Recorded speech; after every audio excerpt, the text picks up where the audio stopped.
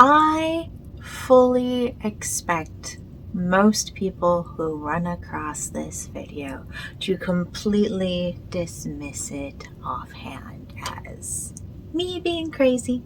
But maybe we need a little crazy. When I was doing my research for my World Peace Treaty,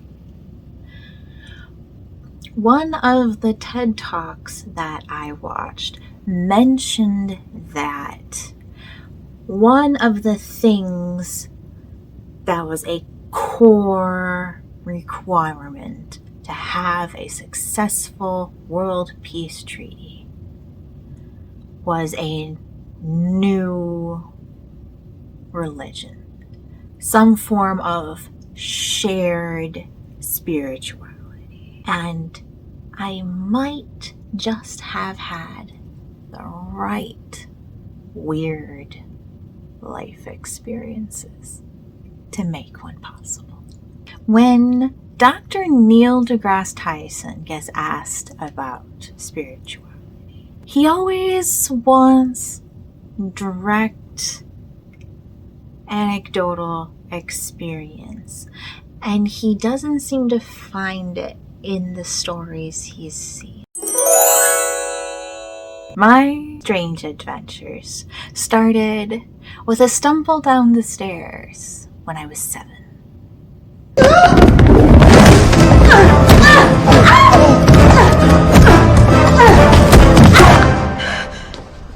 Bro, that's not good. Sam? Oh my god, Sam, hey! On this particular fall, I tripped at nearly the top of the stairs, and when I landed on the bottom, my next sensation was floating above my body and not being scared about it. I was super excited and wanted to float off to show Mom how I was flying. So I floated through the kitchen. I got to the doorway, going from the kitchen to the dining room. And as soon as I reached that threshold, back in my body. It's still a strange thing how slippery my thoughts are going through doorways. Dad would give me some sort of fetch quest. Go grab this tool from the garage for me. And as soon as I'd get through the front door, no idea what he wanted from me. Yeah, it's so frustrating. But I'm not entirely weird, spicy flavor. I did grow up evangelical Lutheran. And when I was bad, my mom would send me to my room to read the Bible. And then when my sister noticed how quickly I was working my way through it, she challenged me to a reading competition. Start back at the beginning, read the whole thing, and don't skip anything. And that's how I've read more of it, more completely, than most Christians. Christians do love watching the History Channel and seeing archaeology shows where they find evidence supporting the Bible. But of course you're going to find archaeology evidence because the Old Testament is Jewish history. But despite all of the History Channel watching, you don't seem to match up the context quite right. Because within the actual historical and even within the written context, there are only 2 places in the Bible that condemn homosexuality. The first one is in Leviticus, where it describes a man having sex with another man the way he would a woman as being an abomination. But when you read the rest of Leviticus, all of the surrounding verses are about sanitization, about cleanliness. The surrounding verses say, hey, if you have mold growing on your pot, you need to break that pot so that it can never be used again. If you have mold growing in your house, you need to burn your house down. The book of Leviticus is ancient Israelites figuring out germ theory. Of course, they said if you stick your penis in a butt, it's an abomination. Particularly within the context that historically, if you were a gay man, you still got married to a woman out of traditional family obligation. So, if you sneak off to have sex with your gay lover, and then go home and have sex with your wife, in years before condoms or even soap, probably, or they were in the desert, so even if they had soap, they couldn't wash properly. So if you had sex in a dude's butt, and then you had sex with your wife, you're going to give your wife an infection. And because we don't have antibiotics yet, she's going to die. And in a theocracy, which is what the ancient Israelites were, when somebody dies, the priest conducts the murder investigation. The second place in the Bible where homosexuality is condemned is by the Apostle Paul. Paul was writing his letters to the Romans. And the practice among both the ancient Greeks and ancient Romans was that when boys turned 13, they would become apprenticed to a trade.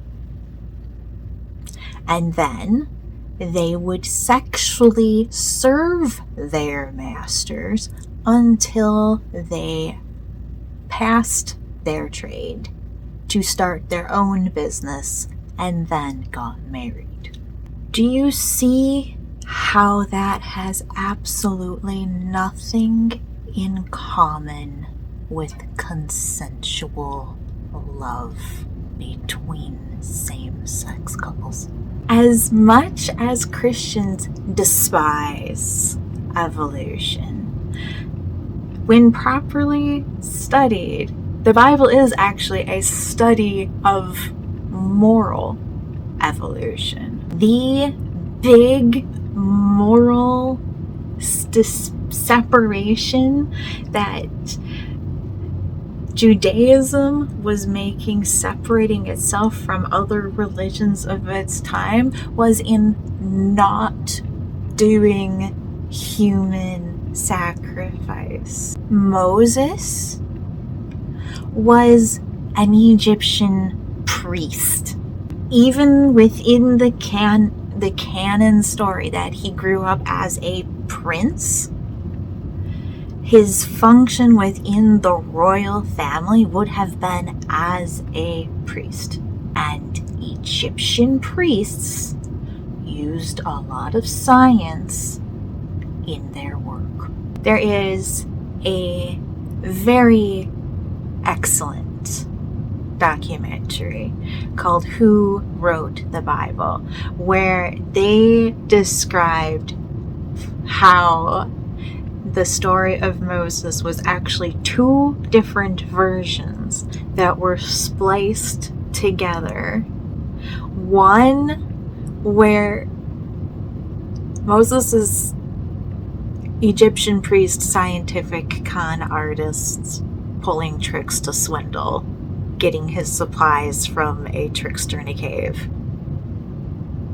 And the other is the glorified, embellished story we tell at church. I do think, however, that Moses did have a genuine vision when he was sitting on that mountain.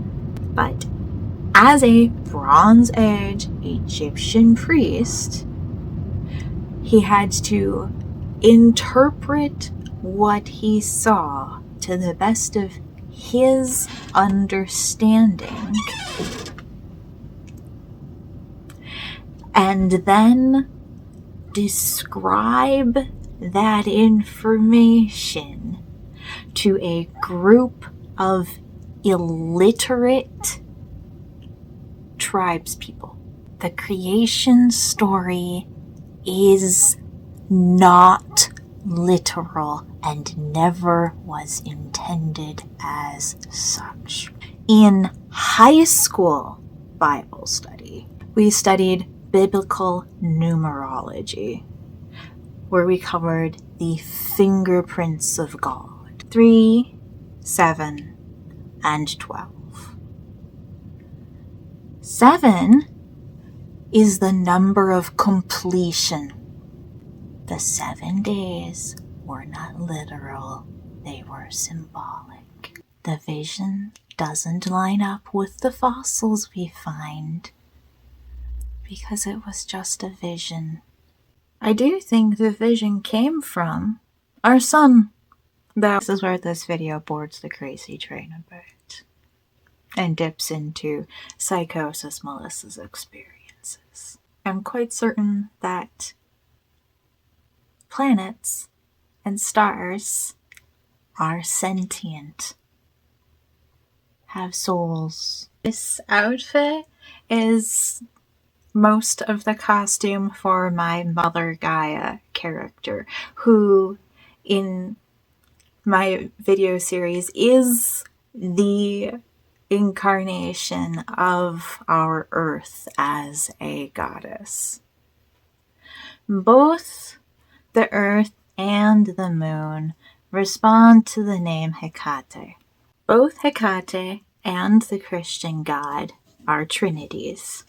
In Hecate is the mother, the maiden, and the crone. Earth is the mother, Moon is the maiden, and the crone is the universe herself.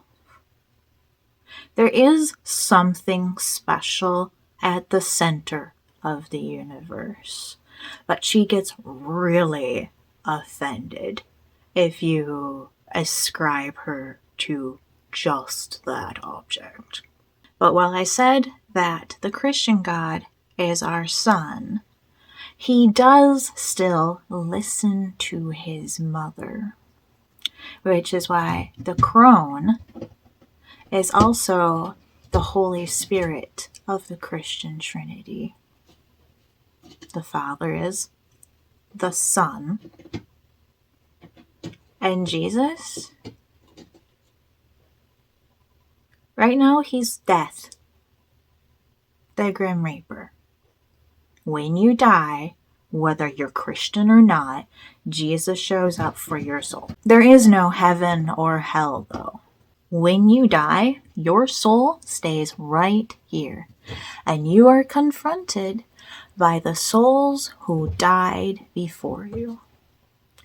Whether that is a good experience or a bad experience depends entirely on how you lived your life. As a spirit, Jesus doesn't feel any different than Grandpa. He still feels human. Which brings me back to my point about ancient Judaism mostly actually being the birth of germ theory, or at least its early explorations. I think Jesus physically survived the crucifixion. One of the various religious posts my mom shared was about how the Christian martyrs continually held up under Roman torture that Jesus had been resurrected from the dead. So how can that be true as a historical occurrence, even if none of my other spirituality stuff is right? So first off, Jesus had an extremely abnormal crucifixion. And our boy was carbo loading the night before. The Last Supper, they got good food, solid nourishment, bankrolled by Matthew the tax collector the night before the crucifixion. Then he was taken down far earlier. Under normal circumstances, they left you up there until you were desiccated as a warning to others. Because Jesus was beloved, people took sympathy on him. And first, the guard put a sponge that was soaked in honey vinegar onto his spear to offer as a drink.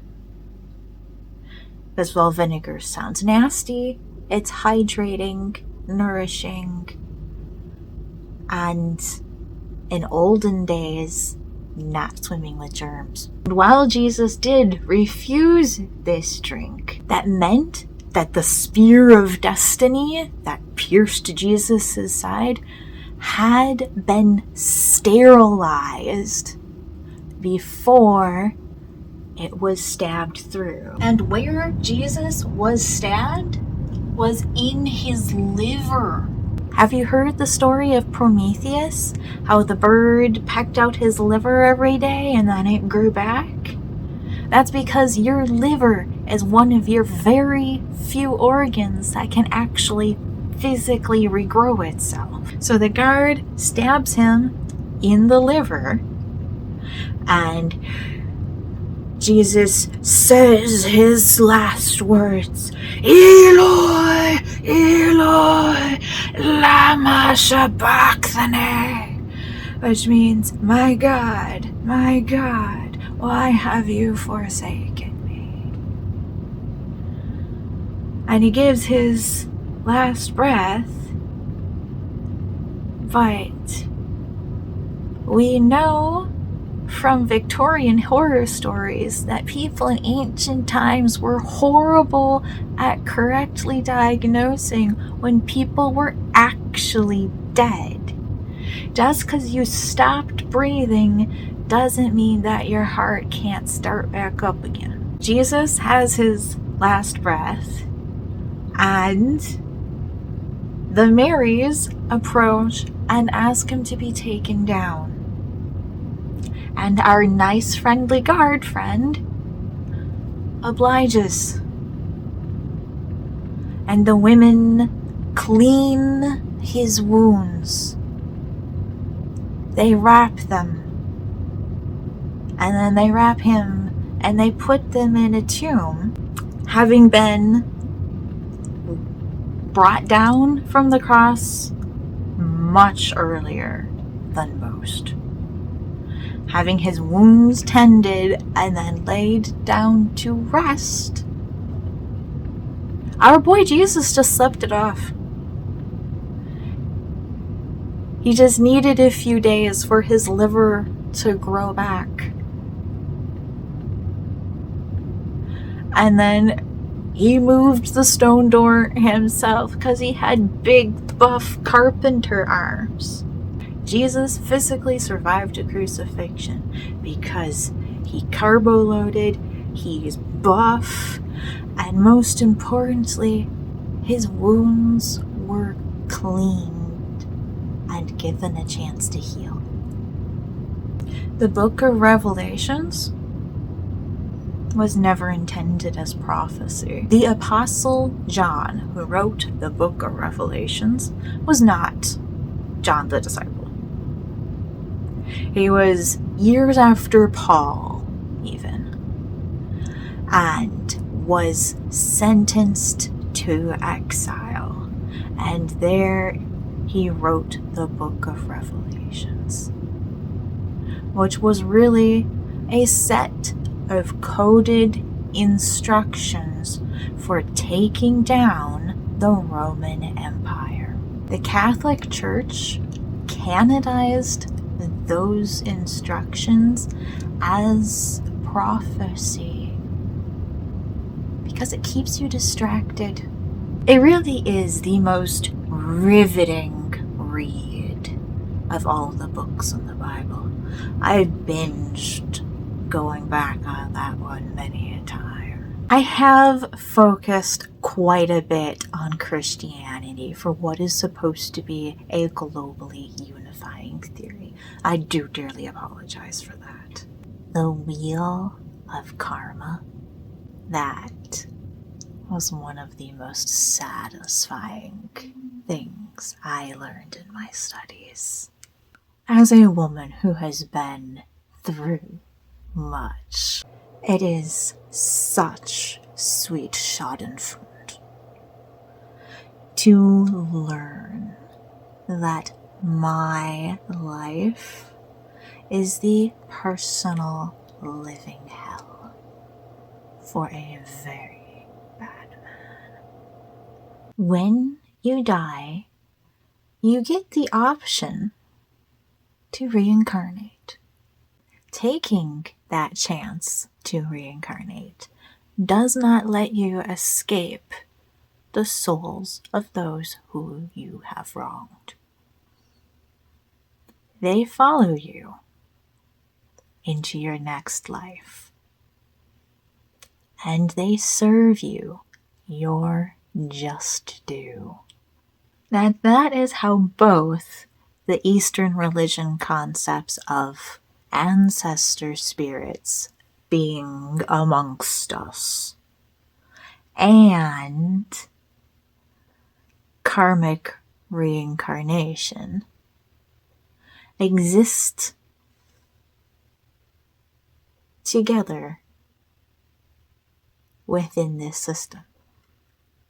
If there is a spiritual concept of how the afterlife functions that I didn't cohesively connect into my description here, please let me know in the comments.